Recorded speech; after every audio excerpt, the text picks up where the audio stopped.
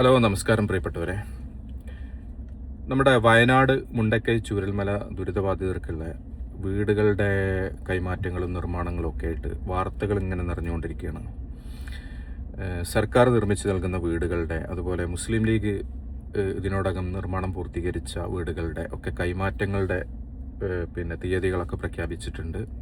സർക്കാർ പൂർണ്ണാർത്ഥത്തിൽ നിർമ്മാണം പൂർത്തീകരിക്കാതെ തന്നെ താക്കോൽദാനം ഏതാണ്ട് ഉറപ്പിച്ചിട്ടുണ്ട്.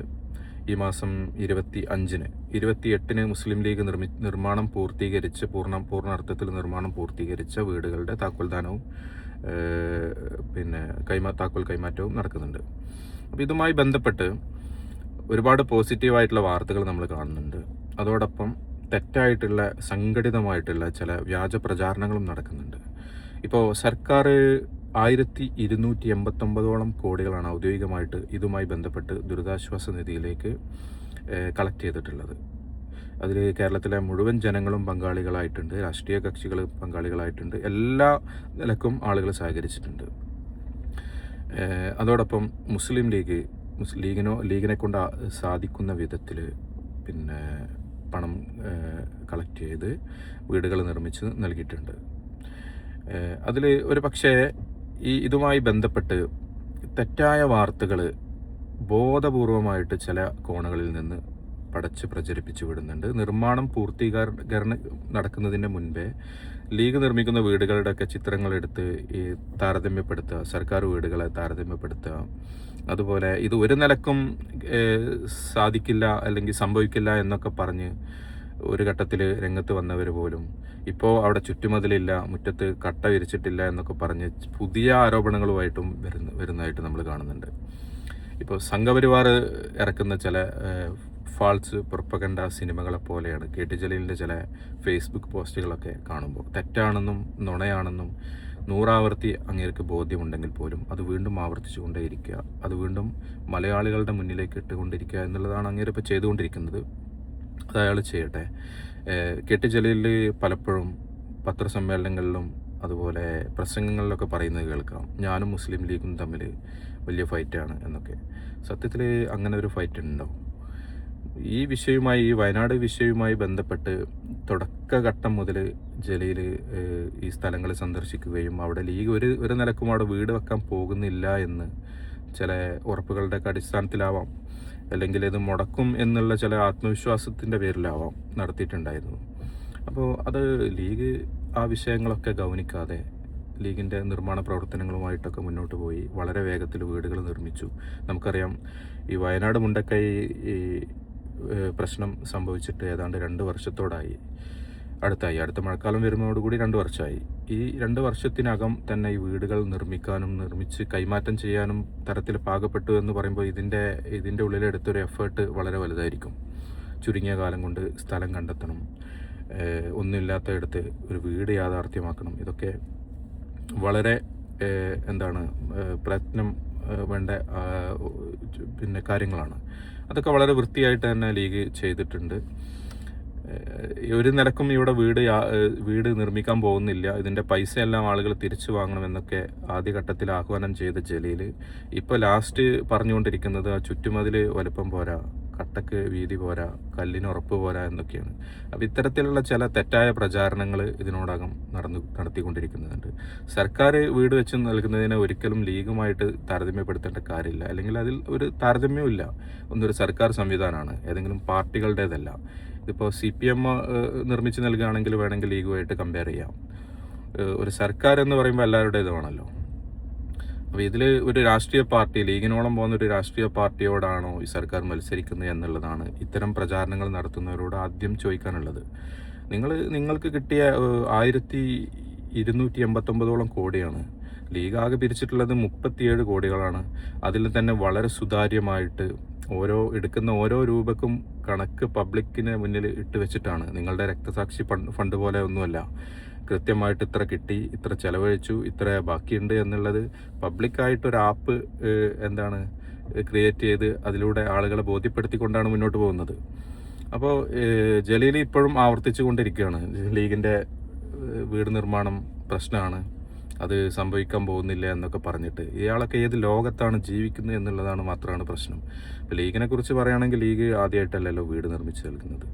ഇതിനോടകം 10,000-ത്തിലധികം ബൈത്ത് റഹ്മുകൾ കേരളത്തിൽ അങ്ങോളം ഇങ്ങോളം ജനങ്ങൾക്ക് അന്തി ഉറങ്ങാൻ യാഥാർത്ഥ്യമാക്കിയ ഒരു പ്രസ്ഥാനമാണ് മുസ്ലിം ലീഗ്. ഈ മുസ്ലിം ലീഗിനോടൊക്കെ ഈ വിഷയത്തിൽ തർക്കിക്കാൻ ജലീൽ വന്നപ്പോഴോ അതല്ലെങ്കിൽ CPM-ൻ്റെ ഈ ആളുകൾ, നമുക്കറിയാം, ഏതെങ്കിലും തരത്തിലുള്ള മുഖമില്ലാത്ത അല്ലെങ്കിൽ പിന്നെ കൃത്യമായ ആശയമില്ലാത്ത ഏതെങ്കിലും ആളുകളല്ല. CPM-ൻ്റെ ഉത്തരവാദിത്തപ്പെട്ട ആളുകൾ ഈ ഒരു പ്രപ്പകണ്ട പോലെ പിന്നെ ഒരു ഫാൾസ് നെറേറ്റീവ് ഈ വിഷയത്തിൽ പടച്ചു വിട്ടുകൊണ്ടിരിക്കുകയാണ്. ഇതിൽ എല്ലാവരും ഒരേ തരത്തിൽ പ്രചാരണം നടത്തിക്കൊണ്ടിരിക്കുകയാണ് ലീഗിനെതിരെ. ഇത്തരം വിഷയങ്ങളിലൊന്നും ലീഗിന് എന്തെങ്കിലും സംഭവിക്കാൻ പോകുന്നൊന്നുമില്ല. അവിടെ ലീഗ് നടത്തിക്കൊണ്ടിരിക്കുന്ന ദൗത്യം നിർവഹിക്കുക തന്നെ ചെയ്യും. നിങ്ങൾ സർക്കാർ സംവിധാനം ഇത്ര അധികം പണം ലഭിച്ചിട്ടും വേണ്ട വിധത്തിലും ലീഗിനോളം എത്തിയോ എന്നുള്ളത് മാത്രമാണ് പരിശോധിക്കപ്പെടേണ്ടത്.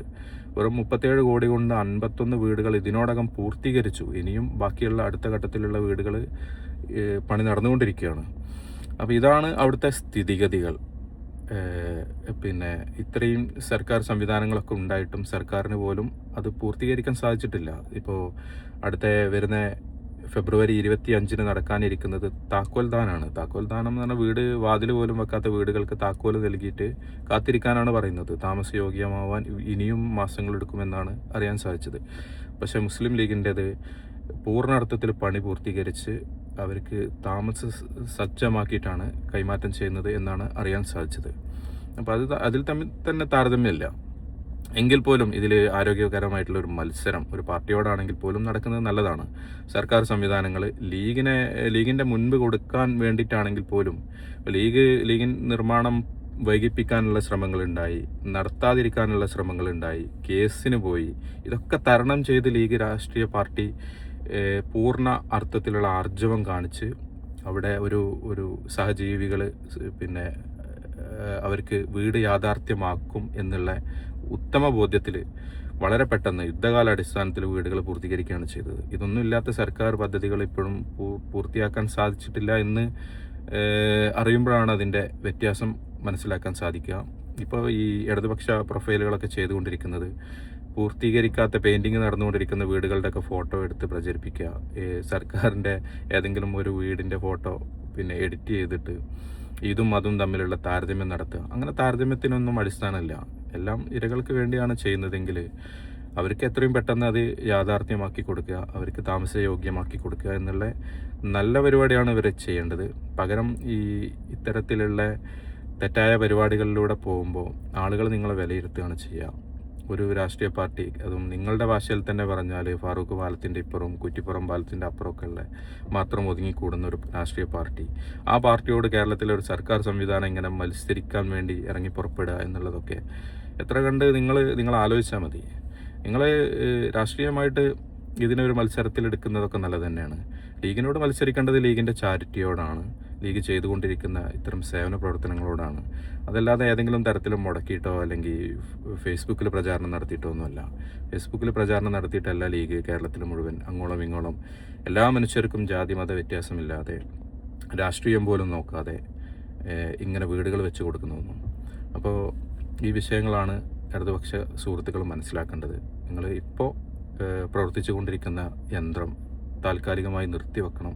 ഈ വിഷയത്തിൽ ഇരകൾക്ക് അവരുടെ അഭിമാനത്തെ ക്ഷതമേൽക്കാത്ത വിധത്തിൽ നല്ലൊരു താമസയോഗ്യമായിട്ടുള്ള വീടുകൾ എത്രയും പെട്ടെന്ന് യാഥാർത്ഥ്യമാവട്ടെ എന്ന് നമുക്ക് ആശംസിക്കാം. നമുക്ക് അവർക്ക് വേണ്ടിയിട്ട് ഐക്യദാർഢ്യപ്പെടാം, അവർക്കൊപ്പം നിലയുറപ്പിക്കാം. അതാണ് വേണ്ടത്. നന്മയിൽ മത്സരിക്കുക, തെറ്റായ പ്രചാരണങ്ങളൊക്കെ മാറ്റിവെക്കുക. പിന്നെ ഇത്തരം വിഷയങ്ങളിലൊക്കെ CPM വീടുകളൊന്നും നിർമ്മിച്ച് നൽകുന്നില്ല. പക്ഷേ ലീഗിൻ്റെ പ്രവർത്തകരെല്ലാം ആകാവുന്ന വിധത്തിലെല്ലാം പണം സമാഹരണം നടത്തി ആളുകളെ സഹായിച്ചു കൊണ്ടിരിക്കുകയാണ്. അപ്പോൾ അതിൻ്റെ ഒരു റെസ്പെക്റ്റെങ്കിലും ലീഗിന് രാഷ്ട്രീയ പാർട്ടിയോട് നിങ്ങൾ ഈ ഘട്ടത്തിലെങ്കിലും കാണിക്കണം എന്നുള്ളതാണ് നമുക്ക് പറയാനുള്ളത്. അപ്പോൾ ഈ വീട് നിർമ്മാണവും താക്കോൽദാനങ്ങളും ഒക്കെ എത്രയും പെട്ടെന്ന് യാഥാർത്ഥ്യമാവട്ടെ.